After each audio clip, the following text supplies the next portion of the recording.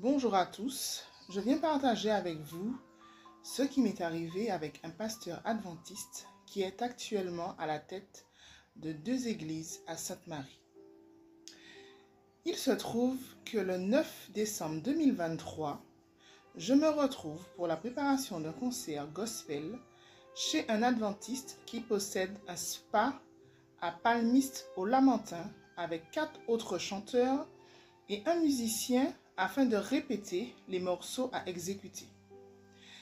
En discutant, nous arrivons sur le sujet du baptême et du rebaptême. Comme nous n'étions pas tout à fait au clair sur le sujet, le propriétaire de la maison nous propose d'avoir un éclaircissement avec ce pasteur qui était venu récupérer quelque chose chez lui. Nous ne trouvons pas d'inconvénient à cela et nous acceptons sans problème. Alors le pasteur rentre dans la pièce, tout le monde se présente et il commence son explication.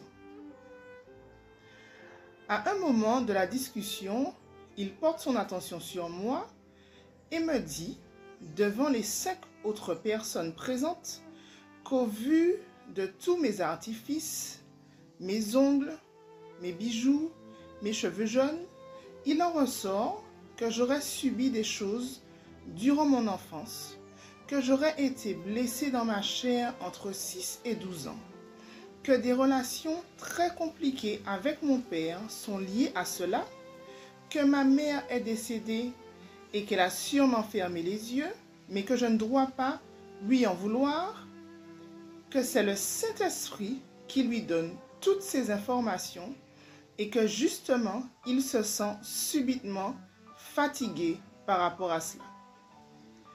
Comme tout bon pasteur qui a un entretien avec des personnes, il prie avec nous et dans sa prière, il prie pour celle qui a subi de l'inceste. Et là, je comprends que c'est de moi qu'il parle par rapport aux propos qu'il a tenus juste avant. Avant qu'il ne parte, sa dernière phrase a été « Ma sœur, j'espère que tu ne m'en veux pas, car tout ce que je dis ne vient pas de moi, mais du Saint-Esprit. » Je suis tellement choquée de ce que j'entends que je reste sidérée. Je tombe des nues et j'ai l'impression d'être dans un autre monde. Je demande aux autres s'ils ont compris la même chose que moi, que ce pasteur accuse mon père de m'avoir agressée sexuellement. Il y en a 2 qui me répondent que oui. Ces déclarations me perturbent tellement que je reste 3 jours sans dormir tellement je réfléchis pendant la nuit.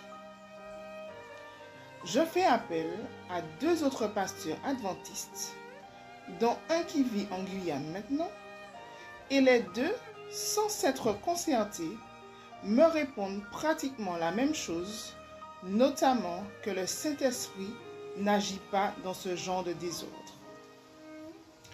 Le 4 janvier 2024, je me décide enfin à révéler à mon père les accusations de ce pasteur. Il est choqué et il me dit qu'il veut absolument avoir un entretien avec ce pasteur en présence du président de la fédération adventiste. Donc, dans les jours qui suivent, on arrive effectivement à avoir un entretien avec le président actuel de la fédération, ce pasteur de l'église de Sainte-Marie et un témoin qui accepte de nous accompagner, mon père et moi. En arrivant, je demande au président de la fédération de lire le courrier que j'avais ramené pour relater tous les faits et demander qu'une sanction soit prise contre ce pasteur pour diffamation. Devant son employeur, le pasteur de l'église de Sainte-Marie ment ouvertement en disant qu'il n'a jamais eu ce genre de propos envers moi. Durant les 3 heures d'entretien, nous n'avons jamais obtenu aucune excuse de ce pasteur pour des propos aussi graves et le président de la fédération ne s'est pas prononcé sur le problème, ni durant l'entretien, ni après. Il faut dire qu'après l'entretien, J'ai vainement attendu un mot de ce président de fédération. Je lui ai même adressé une seconde lettre en recommandé et j'en ai déposé moi-même une copie à l'accueil de la fédération en faisant la secrétaire me signer la copie en double. Aucune réponse de sa part. J'ai donc envoyé mon dossier complet au président de l'Union, c'est-à-dire les 2 courriers adressés au président de la fédération pour lesquels je n'ai jamais eu de réponse, la plainte auprès de la gendarmerie et du procureur de la République pour diffamation et les témoignages écrits par 2 personnes qui étaient présentes quand ce pasteur a tenu ses propos. Le président de l'Union nous a reçus, mon père et moi, au début de ce mois de juin. Il était aussi choqué que nous de savoir que le pasteur de l'église de Sainte-Marie a pu tenir de tels propos mensongers sous l'influence du Saint-Esprit. De plus, il était surtout étonné d'apprendre que le président de la fédération n'avait même pas exposé cette situation très grave au conseil d'administration. Je dois ajouter qu'il m'a été dit par certaines personnes que le pasteur qui a accusé mon père d'agression incestueuse avait l'habitude de contrôler ses collègues par les saletés qu'il connaissait sur eux et je me suis demandé si ça n'expliquait pas le silence du président de fédération. Parce qu'à ce jour, rien n'a été fait. Je fais cette vidéo pour dénoncer ce pasteur qui se permet de tenir des propos aussi mensongers, soi-disant sous l'influence du Saint-Esprit.